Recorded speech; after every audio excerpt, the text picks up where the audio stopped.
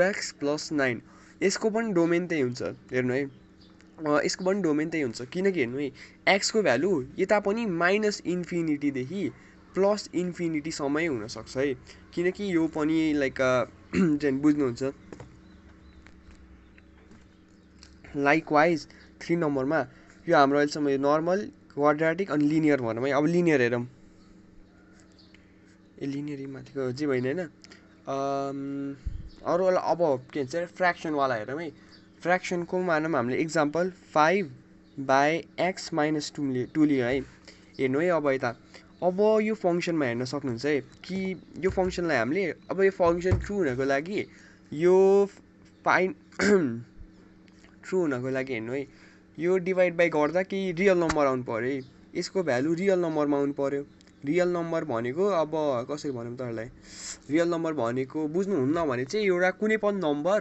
like 1 1.5 1.2 मा अनि त्यस्तो हुनुपर्छ कि इनडिटर्मिनेन्ट फर्म आउनु भएन कि इनडिटर्मिनेन्ट फर्म भनेको चाहिँ तपाईँहरूले अब के भन्छ अरे लिमिटमा पढ्नुहुन्छ होला क्लास 11 को त्यो पछि हेर्नु होला इनडिटर्मिनेन्ट फर्म भनेको चाहिँ अब भ्यालु नआउने कि जस्तै कि 0/0 तथा फाइनाइट नम्बर कुनै पनि हैन फाइनाइट नम्बर n/0 यसको पनि भ्यालु आउनु क्यालकुलेटरमा गर्दा म्याथ एरर आउँछ यो त यतिकै देखाउँछ तापनि यस्तो हुँदैन हैन यो भयो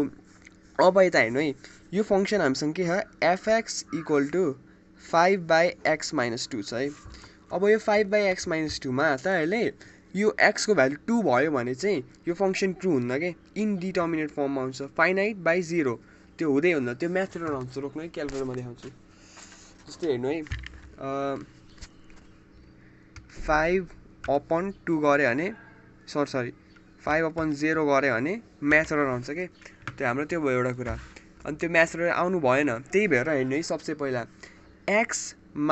2 should not be equal to 0 गर्ने so therefore x should be not equal to 2 गर्ने हैन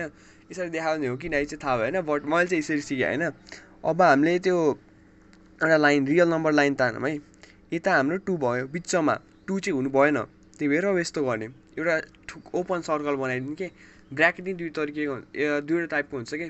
ओपन अनि क्लोज्ड यो हाम्रो ओपन ब्र्याकेट भयो है यता चाहिँ हाम्रो -∞ भयो यता चाहिँ हाम्रो +∞ भयो है अब हेर्न सक्नुहुन्छ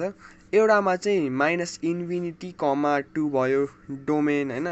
अनि हामीले युनियन देखाउँछौँ 2, +∞ भनेर यति चाहिँ लाइक 1 2 3 यति मैले आजलाई सिकाएँ अब अर्को भिडियोमा चाहिँ अलिक गर्नुपर्छ हैन त्यति गऱ्यो भने चाहिँ लाइक बेसिक कुराहरू चाहिँ तपाईँले बुझ्नुहुन्छ